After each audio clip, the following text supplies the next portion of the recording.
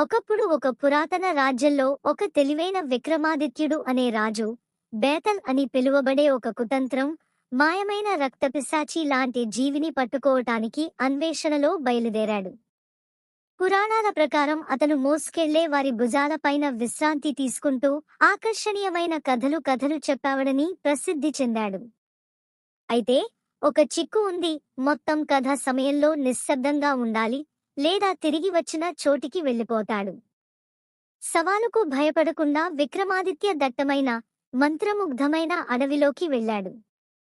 సుదీర్ఘమైన ప్రమాదకరమైన ప్రయాణం తర్వాత విక్రమాదిత్య చివరకు చెట్టుకు వేలాడుతున్న బేతల్ను కనుగొన్నాడు. విక్రమాదిత్యుడు భుజం మీద బేతాళుడిని పెట్టుకుని తిరిగి ప్యాలెస్కు ప్రయాణం ప్రారంభించగానే ఆ బేతల్ ఒక అల్లరి కథ చెప్పడం మొదలుపెట్టాడు. ఇది ప్రేమ, ద్రోహం మరియు విమోచనం యొక్క కథ, నోబుల్ యోధులు మరియు కుతంత్రం మాంత్రికుల జీవితాల. బేతల్ యొక్క కథ చెప్పే నైపుణ్యానికి రాజా విక్రమాదిత్య మంత్రముగ్ధుడై కథను చాలా శ్రద్ధగా విన్నాడు. కథ క్లైమాక్స్కు చేరుకోగానే బేతల్ విక్రమాదిత్యుడికి ఒక రిడిల్ వేసింది. ఓహ్ తెలివైన రాజు, నాకు ఈ సమాధానం చెప్పగలరా? దేవుడి కంటే గొప్పది ఏది? దెయ్యం కంటే చెడు ఏది? పేదలకు అది ఉంది, ధనికులకు అది అవసరం, మరియు మీరు దానిని తింటే మీరు చనిపోతారు. విక్రమాదిత్యుడు నియమాలను గౌరవిస్తూ మౌనంగా ధ్యానించాడు. ఏ మాట చెప్పినా బేతాళుడు విముక్తి చెందుతాడని తెలిసి విక్రమాదిత్యుడు సమాధానంతో కుస్తీ పట్టడంతో అడవి సస్పెన్స్తో ప్రతిధ్వనించింది.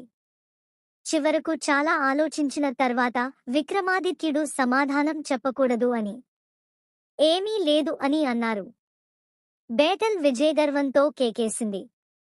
ఇంప్రెసివ్ కింగ్ విక్రమాదిత్య, మీరు సరిగ్గా సమాధానం చెప్పారు.